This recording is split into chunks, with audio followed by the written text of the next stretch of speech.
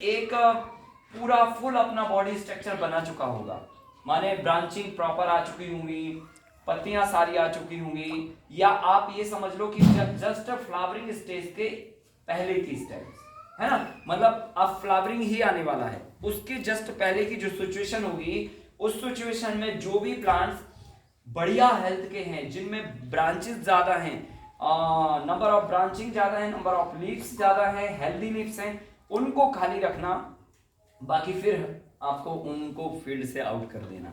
तो ऐसे करके हमने कितना 3 स्टेप में इन प्लांटों को आउट कर दिया।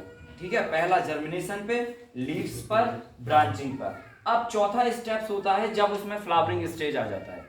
तो फ्लावरिंग स्टेज पर प्लांट्स में हमें चेक करना है कि कौन सा ऐसा प्लांट्स है जिसमें फ्लावर्स नंबर ऑफ संख्या में ज्यादा है ना, और हेल्दी है, कलर, शेप, साइज सब कुछ एक जैसा है। मतलब अब ये कैसे पता चलेगा कि इसका कलर कैसा आना चाहिए, इसका शेप कैसा आना चाहिए? तो जब भी आप देसी बीज जहां से भी लेंगे वो उसका हिस्ट्री बताएगा आपको, समझ रहे ना कि ये कैसा है। जैसे हम लोग किसी व्यक्ति को जब अपने कोई ऑर्गेनाइजेशन में या ठीक है कहीं कंपनीज में अपॉइंट करते हैं, तो हम क्या करते हैं, उसका हिस्ट्री देखते हैं ना पहले, भाई कहाँ तक पढ़ा लिखा है, एजुकेशन क्या है, एक्सपीरियंस क्या है, एज क्या है ना, ये सब सारी चीजें देखते हैं। तो जब हम कहीं से सीड्स लेंगे तो हमें वो हिस्ट्री ऑलरेडी पता होगी, या वो बताएगा, या आप उससे पूछेंगे कि इसका हिस्ट्री क्या है, कब फूलता है, कितने दिन का है, कब फ्लावर आते हैं, कैसा कलर आता, कैसा टेस्ट आता, क्या साइज आती। ये जब आप हिस्ट्री पूरी ले लेंगे उस सीड्स का, तो उसके हिसाब से आप देखेंगे उसमें कि ये कलर आ रहा कि नहीं आ रहा, ठीक है, ये साइज आई कि नहीं आई, ये सिम्टम्स हैं उसमें कि नहीं है। अगर नहीं है तो फिर फ्लावरिंग स्टेज पर फिर आप पौधों को आउट करेंगे 4 स्टेप्स में। अब ऐसे आउट करते करते आपके 100 में से 40 प्लांट्स आपने आउट कर दिए एंड आपके पास 60 प्लांट बचे हुए हैं टोटल। अब लास्ट स्टेज है जब उसमें पूरा कंप्लीट फ्रूटिंग आ जाता है, फ्रूटिंग सेट हो जाता है। तो बेसिकली जब फ्रूटिंग सेट हो गई तो अब प्लांटों को फील्ड से हटाना नहीं है, अब खाली आपको टैगिंग मारनी है। कैसे कि जैसे मान के चलो अभी कोई प्लांट है जिसमें बाकी सब तो अच्छा आया था, जर्मिनेशन अच्छा आया, लीव्स अच्छी आई, ब्रांचिंग अच्छी आई, फ्लावर्स भी सही आया, लेकिन फ्रूट के टाइम पे वो उसका साइज छोटा हो गया, फ्रूट का साइज छोटा हो गया, है ना। तो हो सकता है कोई हार्मोनल डिसऑर्डर्स होंगे उस प्लांट के अंदर, ठीक है, तो साइज छोटी हो गई, या कुछ न्यूट्रिशन उठाने में उसका कुछ गड़बड़ हो गया होगा, नहीं उठा पाया होगा, इसलिए साइज छोटी हो गई, कलर चेंज हो जाता है फ्रूट्स का, बहुत सारी चीजें हो सकती हैं। या फिर जो भी फ्रूट से आया, मान के चलो कोई ग्रेन्स है तो उसमें देखा कि 4 दाने ठीक हैं, 2 दाने थोड़ा सा छोटा साइज है, तो उन सब को अलग टैग कर देना। या कलर भी चेंज हो सकता है फ्रूट्स का अंतिम स्टेज पे, तो उन सबको अलग टैग कर दिया, मार्क कर दिया कि ये मतलब गड़बड़ है ना, या हमारे ओरिजिनली जो पैरामीटर्स हैं उनको मैच नहीं कर रहे, ठीक है, तो उनको अलग टैग कर देंगे। और टैग करने के बाद इन सबों को जो गड़बड़ हैं उनको पूरे फार्म के साथ में आप हार्वेस्ट कर दोगे, और इनको आप सेपरेट हार्वेस्ट करोगे जिनको आपने टैग अलग कर रखा है, मार्किंग कर रखी है, ठीक है। तो वो 50 प्लांट बचे मान के चलो, तो 50 प्लांट की जो हार्वेस्टिंग है वो आप सेपरेटली अलग करेंगे। अब उसमें भी हम क्या करेंगे, नेक्स्ट स्टेप हमारा 5 नंबर का ये है कि हार्वेस्टिंग करने के पहले हमें ये चेक करना कि दाना पूरी तरह से सॉलिड सूख गया है कि नहीं हो गया, ड्राई हो गया कि नहीं हो गया। कई बार हम गलतियां ये करते हैं कि सीड्स हमारे ड्राई नहीं होते और हम उनको हार्वेस्ट कर देते हैं, और अगर उनमें 10-20% भी हल्का सा मॉइस्चर है तो वो जाके फिर आपके स्टॉक में जाके कीड़े बनने का कारण बनते हैं, ठीक है, इंसेक्ट बनने का कारण बनते हैं, या फिर उसमें घुन लग जाता है, या जर्मिनेशन पे प्रभाव पड़ता है, या कई चीजों पे फर्क पड़ सकता है। तो हमको उस स्टेज पे उनको क्या करना, पहले चेक करना कि ये पूरी तरह से ड्राई है या नहीं है, और वो आप सिंपल है उसको आप अपने डाल के और दांतों से चबा के आप चेक कर सकते हैं। अगर एकदम सॉलिड साउंड्स आता है उसमें से तो समझ लेना कि ये दाना अब हार्वेस्टिंग करने के काबिल हो चुका है, ठीक है। और अगर आपने खाया और वो हल्का सा उसमें कोई साउंड नहीं आया, आराम से दब गया वो, तो अभी उसमें काफी मॉइस्चर है एंड अभी उसको हम सूखने देंगे। क्लियर? तो ये स्टेज जब हमने चेक कर लिया तो फिर हार्वेस्टिंग करनी है एंड हार्वेस्टिंग करने के बाद अब हमें फिर से एक फिल्टर लगानी है ग्रेडिंग का। कोई भी प्लांट ऐसा ना हो जिसमें एक पौधे में 1000 फलियां थी, 1000 फ्रूट थे और उस 1000 में से कुछ मतलब ग्रेन्स जो है ना स्मॉल साइज का आ गया। फ्रूट्स तो बढ़िया था लेकिन उसके अंदर का 2 ग्रेन साइज में छोटा रह गया। तो वो भी जेनेटिकली क्या होता है, जैसे एक क्लास में पढ़ने वाले सारे बच्चों को एक जैसा पढ़ाया जाता है लेकिन उसमें से कुछ बच्चे अच्छे मार्क्स ला जाते हैं, कुछ कमजोर लाते हैं, कुछ मिडिल लाते हैं, कुछ एकदम फेल भी हो जाते हैं। तो ऐसे ही होता है, क्लास तो एक जैसी होती है। तो ऐसे फ्रूट्स में भी होता है कि कई बार एक फ्रूट्स में अगर 10 सीड्स आ रहे हैं तो उसमें से 2 कमजोर हैं, तो उन कमजोर सीड्स को फिल्टर करना होता है ताकि A1 क्वालिटी की चीजों को हम आगे फॉरवर्ड कर सके, राइट? तो हमने क्या करना, फिर अब फ्रूट्स आ गए, अब वो तो उसमें मिक्स है तो ग्रेडिंग कर दीजिए आप। और ग्रेडिंग के लिए अलग अलग टाइप्स की जालियां आती हैं, अगर आपके ग्रेन्स जैसे हैं उसके बिहार पे आप जाली का सिलेक्शन कर सकते हैं। तो हमें बोल्ड टाइप का दाना एकदम सेलेक्ट कर लेनी है और जो छोटा छोटा दाना निकलेगा उसको हम अपने बाकी सारे प्लॉट के साथ में मिला देंगे, ठीक है कि नहीं? और जो एकदम सॉलिड दाना निकला उस सॉलिड दाना को 3 दिन तक लगातार 3 डेज तक कंटिन्यूअसली आप सनलाइट देंगे, उनको कड़ी धूप में उनको सुखाएंगे और सुखाने के बाद फिर उनको आप स्टॉक में लेके जाएंगे। तो ये ड्राई करने तक की ये सिलेक्शन की प्रोसेस हुई। फिर प्रिजर्वेशन की प्रोसेस अलग है पर ये दोनों एक दूसरे से जुड़ी है, ठीक है? अभी ड्राई हो गया, सीड्स ओके हो गया। अब इसको आपको कब रखना चाहिए ये भी एक बहुत इंपॉर्टेंट है। हम लोग गलती कई बार ये कर देते हैं कि ठीक है हमने सुबह में धूप निकला और हमने उस समय पे ड्राई करने के लिए डाल दिया और हमको लगा कि 2-3 बजे अच्छा जाके ये ड्राई हो चुका है तो उसी समय जाके हमने ड्रम में भर दिया, तो वो टाइम आपका गलत होगा। क्योंकि उस टाइम पे अगर आप डालोगे तो क्या होगा कि जो धूप होती है और सीड्स में जो मॉइस्चर होता है, क्योंकि एनवायरनमेंट में भी मॉइस्चर होता है, तो धूप में सीड्स के साथ में इवापोरेशन का प्रोसेस लगातार चलता रहता है, ठीक है?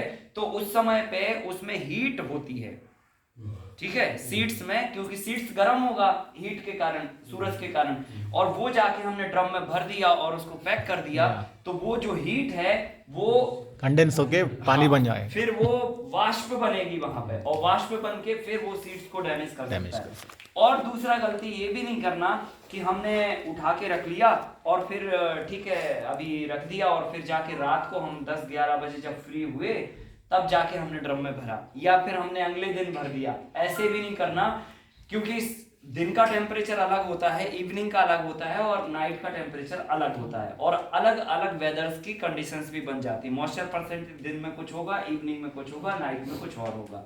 तो हमें क्या करना है कि 4 बजे के आसपास सबसे सॉलिड समय है, 4 बजे के आसपास जब सनलाइट ढलने लगती है, आप उस समय उन सीड्स को छाया में, शेडो के अंदर या पेड़ की छाया में भी रख सकते हैं या शेडो में भी रख सकते हैं। लगभग 2 आवर तक ऐसे ही रख दो आप, ताकि उनकी जो हीट है वो धीरे धीरे करके शांत हो जाएगी और इवनिंग टाइम 7 के आसपास, मतलब 5 to 7 के बीच में आप उनको स्टॉक बनाएंगे। तो 5 to 7 का जो टेम्परेचर होता है ना, तो वो बहुत अप होता है ना बहुत डाउन होता है, एक नॉर्मल टेम्परेचर होता है और नॉर्मल कंडीशंस होती है और तब तक आपका सीड भी ठंडा हो चुका होगा, राइट? उसकी हीट जो है वो ऑटोमेटिकली शांत हो गई होगी और फिर उनको जाके स्टॉक में रखना है आपको। और स्टॉक में रखने का तरीका क्या है, अब हमारी वहां पे भी कोई गलती ना हो इसलिए हमें वहां पे भी 2-3 बातों का ध्यान रखना होता है। नंबर 1 कि हम ड्रम को पूरी तरह से साफ रखें, क्लीन रखें, सूखा रखें, मॉइस्चर ना हो उसमें, ना मॉइस्चराइज प्लेस पे रखना हमको, ठीक है? ड्राई प्लेस पे रखना है। और इसमें सबसे जो कारगर होता है मिट्टी का बर्तन होता है। अच्छा, हाँ, मिट्टी के बर्तन में अगर आप सीड्स को रखेंगे तो जर्मिनेशन का परसेंटेज बहुत अच्छा होगा। और अगर मतलब और कोई बर्तन में आप रखना चाहते हैं तो लोहे के बर्तन को छोड़कर, है ना, आयरन के किसी भी कंटेनर को छोड़कर एनी धातु का कंटेनर आप इस्तेमाल कर सकते हैं। मतलब कोई भी और मेटल का इस्तेमाल कर सकते हैं, स्टील भी इस्तेमाल कर सकते हैं, तांबा, पीतल, लाइक इस तरह से भी इस्तेमाल, प्लास्टिक भी कर सकते हैं, ठीक है? पर सबसे गुड होता है मिट्टी का, ठीक है, अब मिट्टी के बर्तन में हाँ आयरन आयरन को छोड़कर, मतलब आयरन में नहीं एंड रखना। Steel also, right? हाँ, स्टील आल्सो। आयरन का ड्रम में यूज नहीं करना। अच्छा, इसमें एक बात का खास ख्याल रखना कि अगर मान के चलो, अगर हमने मिट्टी का बर्तन सेलेक्ट किया तो डायरेक्टली मिट्टी के बर्तन में आपको स्टॉप नहीं करना। हम लोग गलती यहाँ पे कर देते हैं कि सीधा मिट्टी का आया तो एकदम इमेज आ गया, हाँ ठीक है हमारे पास घड़ा है उसमें जाके रख देंगे, वो गलत हो जाता है। उसमें क्या करना होता है, घड़े को प्रिपेयर करना पड़ता है पहले, क्योंकि घड़ा जो है ना मिट्टी का बना होता है और उसमें एरिएशन कई बार हो जाता है। ठीक है, तो हमें क्या करना, घड़े को पहले घड़े में पानी भर के उसको पानी में डुबा देना। ठीक है, घड़े में पानी भर के घड़े को पानी में डुबाना, समझ गए ना बात? ठीक है, मतलब घड़े के अंदर बाहर पानी होना चाहिए और फिर 12 आवर तक वो घड़ा पानी में डिप रहना चाहिए और फिर उसके बाद उसको निकाल के और फिर आप उसमें लाइम लो 250 ग्राम और जैगरी ले लो 250 ग्राम और दोनों का अच्छा पेस्ट बना दो। ठीक है, इतना पेस्ट बना दो कि वो पेंट के काबिल बन जाए, है ना? इतना पतला नहीं, पतले से थोड़ा सा थिक, ताकि वो प्रॉपर उस पे पेंट हो जाए। और फिर ब्रश से नहीं, कपड़े से आप जो है ना उसको अंदर से पेंट कर दो, बाहर से नहीं। ठीक है, किस कंडीशन में? जब हमने उसको 12 घंटे के बाद निकाल लिया, अभी वो मॉइस्चराइज है अंदर से भी और बाहर से भी, उसी कंडीशन में आपको अंदर से वो घोल पेंट करना है और फिर जाके उसको फिर एक आध दिन के लिए धूप में नहीं, छाया में ही रखा रहने दीजिए, आराम से वो सूखेगा। फिर जाके भले तो एक दिन बाद धूप में, आप एक दिन के लिए धूप में सुखा लो, फिर अब वो घड़ा तैयार है आपका। वो सीमेंट से भी तगड़ा काम करेगा।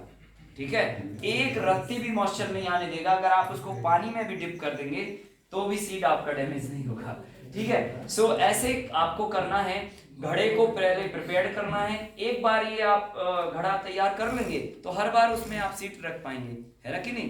तो ये चूना लाइम और जैगरी से पेस्ट बना के और उसका पेंट करना अंदर की साइड में, पहले 12 घंटा छाया में सुखाना, फिर 12 आवर धूप में सुखा के फिर उसमें सीड डालना। लाइमस्टोन होता है या लाइम जूस? लाइम स्टोन हाँ हाँ, वही प्रमाण 250 250 50-50। हाँ हाँ, अभी जितना देखिए, हाँ जितना घड़ा हो ना उसके हिसाब से मटेरियल लेने का। अभी इतना सा घड़ा है तो 100 ग्राम में भी काम करेगा। हाँ जी, सिर्फ अंदर लगाना और हर बार लगाना नहीं, हर बार नहीं, एक बार हो गया तो लाइफ टाइम, जब तक घड़ा चलेगा तब तक, घड़े की जो भी उम्र है तब तक चलेगा वो। नहीं, फिर नहीं डुबाना। वो तो पेंट करने के बाद आपने जब सुखा दिया, अब वो सॉलिड रूप से मिट्टी का बर्तन तैयार है किसी भी सीड्स को मतलब रिजर्व रखने के लिए। ठीक है, हाँ, मल्टीपल सीड्स रख सकते हैं। जो सीड्स ड्राई हैं वो सारे रख सकते हैं, जो ड्राई होते हैं वो सारे। अगर एक ही उसमें मल्टीपल लगाना बोले तो प्लास्टिक पाउचेस में डाल के लगा सकते हैं। हाँ, लगा या सकते हैं, कपड़े में बांध हाँ, के लगा सकते हैं। अगर 10 तरह की सीड्स हैं तो भी एक में डाल सकते हैं। तो इसमें वो नीम के पत्तियों की जरूरत नहीं है? फिर नहीं, आप डाल सकते हैं, पर वो हम लोग डालते हैं ये कि अगर मान के चलो हमने कहीं चूक की होगी, है ना, तो फिर हम वैसा कर देते हैं तो अच्छा ही है ना, क्या बुराई उसमें? भी तो कोई बहुत बड़ा कोई आपका खर्चा तो नहीं लगता। इनसाइड केवल, आउटसाइड नहीं, क्योंकि आउटसाइड करेंगे ना तो क्या होगा, आउटसाइड वो एयर के संपर्क में रहेगा, कभी धूप के संपर्क में भी आ सकता है तो उसका स्किन फिर निकल जाएगा। और आउटर साइड में करेंगे जीवन में कभी नहीं। हाँ, मैं बता रहा हूँ, अभी और कंटिन्यू करता हूँ उसको। तो हमने क्या किया, बर्तन को पहले रेडी किया, अभी इधर हमारा अनाज रेडी है और इधर अब हमारा बर्तन रेडी हो गया। अब बर्तन में अनाज को डालने से पहले भी 1-2 प्रोटोकॉल और फॉलो अप कर लेना, ताकि हमारी अगर कहीं पर भी मिस हुए होंगे, जैसे हमने पेंट करने में थोड़ी कहीं लापरवाही कर दी होगी, एक आध जगह इतना कहीं पॉइंट रह गया होगा, है ना, या सीड को सुखाने में लापरवाही कर दी होगी, या फिर हमने ग्रेन्स को कलेक्ट करने में लापरवाही कर दी होगी, कहीं पर थोड़ी भी, क्योंकि अभी बोलेगा थोड़ी कोई कि हाँ ये हो गया, 1% अगर कहीं कुछ रह गया है तो हम फिर उसको करने के लिए नीम की पत्तियों का और लाइम स्टोन का प्रयोग करते हैं। नीम की पत्तियों का प्रयोग इसलिए करते हैं कि उसकी जो वाष्प होती है वो वाष्प जो है ना पूरे बर्तन के एनवायरनमेंट को मतलब पॉइजनस बना देती है एक प्रकार से इंसेक्ट के लिए, ठीक है। और चूना जो लाइम स्टोन डालते हैं वो नीम की पत्ती में प्रेजेंट मॉइस्चर एंड अगर ग्रेन्स में कोई मॉइस्चर आ गया होगा तो वो उसको अंदर ही अंदर सोख के चूना एब्जॉर्ब कर लेगा, लाइम स्टोन। तो लाइम स्टोन का तरीका ये है कि जो कपड़ा आपका खराब हो गया हो सूती वाला, उस कपड़े का छोटा सा इतना हिस्सा आप फाड़ लीजिए, मतलब काट लीजिए, और उसमें एक 50 ग्राम के आसपास एक चूनी की ढेली, लाइम का छोटा सा स्टोन उसमें आप बांध दीजिए और वो पोटली आप सरफेस पे डाल दीजिए बर्तन के, और फिर नीम की पत्तियों को आप तोड़िए। और नीम की पत्तियों को एक एक करके नहीं तोड़ना, उनका पूरा ब्रांच तोड़ना बंच के, और फिर जाके उनको मुश्किल से 15 मिनट का सनलाइट देना, 15 मिनट, इससे ज्यादा नहीं। क्योंकि हम लोग एक यहाँ पर मिस करते हैं कि पत्तियों को पूरा ड्राई कर देते हैं, और पूरा ड्राई कर दिया फिर अब उसमें कुछ नहीं बचा लगभग, ठीक है। हाँ, मॉइस्चर रहता है ना 15 मिनट्स के बाद भी थोड़ा मॉइस्चर ही तो चाहिए हमको, हाँ मॉइस्चर ही तो चाहिए, मगर ऐसा मॉइस्चर नहीं चाहिए बहुत ज्यादा वाला। जो बहुत ज्यादा वाला होगा वो इवापोरेट हो जाएगा ऊपर पत्ती के सरफेस वाला, और जो पत्ती के अंदर वाला है, अंदर की संरचना वाला मॉइस्चर वो रहेगा। और उस मॉइस्चर को एडाप्ट करने के लिए इसलिए हमने लाइन डाल दिया, उतने से वो फर्क नहीं पड़ेगा, ठीक है। तो हमको पत्ती को थोड़ा सा मुरझाना है, मतलब 10-15 मिनट की धूप देनी। जब वो पत्तियां थोड़ी सी ऐसे लटक जाएं और समझ लीजिएगा कि ये गुड है। और उस समय पे आप क्या कर सकते हैं, उन पत्तियों को डायरेक्टली ना डाल के, आपके पास अगर कोई ऐसे कपड़ा हो या ऐसे जालीदार कोई चीज हो आपके पास, जैसे आपने देखा हो अनियन का पैकेट आता है ना, मस्कीटो मेश भी डाल सकते। हाँ ठीक है, उसमें कैसे होते हैं ना, पूरा ट्रांसपेरेंट होता है, बराबर। तो उस टाइप का कोई एक थैली हमने बना ली, उस थैली में हमने वो सारी पत्तियां डाल दी और सिल दी थैली को, और वो थैली हमने फिर डाल दी। उससे क्या होगा, ग्रेन्स में आपको दिक्कत नहीं होगी, नहीं तो पत्तियों में सारे ग्रेन्स मिल जाएंगे एंड फिर वो क्लीनिंग करना पड़ेगा अलग से फिर आपको, ठीक है। सो हमने क्या किया, चूने की ढेली और वो ऐसी थैली बना के नीचे डाल दी, और फिर ग्रेन्स भर दिए अपने जो भी सीड्स हैं, और फिर सेंटर ऑफ द घड़ा या बर्तन जो भी है उसमें एक बार ये डाल दिया, रिपीट कर दिया, और टॉप पे ऊपर कर दिया। और टॉप पे करने के बाद अब हम इसको एयर टाइट पैक करेंगे। सो एयर टाइट पैक कैसे करेंगे आप, तो पहले आप एक कागज लगा दीजिए, पेपर जो होता है ना हमारा, ठीक है, फिर एक पॉलीथिन लगा दीजिए, और फिर आप चाहें तो एक और वही पॉलीथिन रिपीट कर दीजिए, और फिर उसको रबड़ से बेंड करिए पूरा। उतना बड़ा रबर बैंड नहीं मिलता है ना, गाड़ियां पंचर होती हैं, उसका जो ट्यूब रहता है, ट्यूब को ऐसा कट करना। हाँ, साइकिल ट्यूब है, मोटरसाइकिल ट्यूब है, आपकी गाड़ियों के ट्यूब्स हैं, वो लेके और उनको प्रॉपर अच्छा इतना पतला काट के, वो इतना बढ़िया रबड़ का काम करता है A1 क्लास का, और उसको बस आप एकदम अच्छा कस के आप छोड़ दीजिए। 2 साल बाद भी अगर सीड निकालेंगे तो एज इट इज निकलेगा, एक दाना भी डिस्टर्ब नहीं हो सकता। हम लोग टनों से अनाज को ऐसे ही सेव करके रखते हैं, ठीक है, टनों से, कुंटल से नहीं, टनों से, ठीक है। 100-100 टन तक अनाज रखते हैं हम लोग, क्योंकि अलग अलग वेराइटीज होती हैं हमारे पास, है ना, बहुत सारा होता है, तो अलग अलग हमें बहुत करना पड़ता है। सो ऐसे कोई भी हमारा फिर अनाज डैमेज नहीं होगा, प्रॉपर साल भर, एंड 2 साल बाद भी आप निकालोगे तो एज इट इज निकलेगा, जर्मिनेशन भी अच्छा होगा, क्वालिटी भी अच्छा होगी, और एक भी डैमेज नहीं होगा आपका। इसी तरह से हम घरों में भी अनाज को रख सकते हैं। हमारी सिलेक्शन विधि बस नहीं होगी, लेकिन जो ड्राई वाली विधि है, अनाज को सुखाने से लेकर और रखने तक की, वो विधि आप यहाँ पे अपने घर पे कर सकते हैं। जैसे हम लोग व्हीट रखते हैं, मिलेट्स रखते हैं, राइस रखते हैं, या XYZ बहुत सारी अनाज रखते हैं, दलहन भी रखते हैं, तो इनको भी हम इस विधि से उनको स्टॉक करके रख सकते हैं, कभी खराब नहीं होगी, ठीक है। देखो एक चीज आप जान लो, वो पुरानी वाली बात, क्या कि कीड़े कभी भी पैदा होंगे जब मॉइस्चर होगा, ठीक है, वाटर होगा और एयर होगी, ठीक है।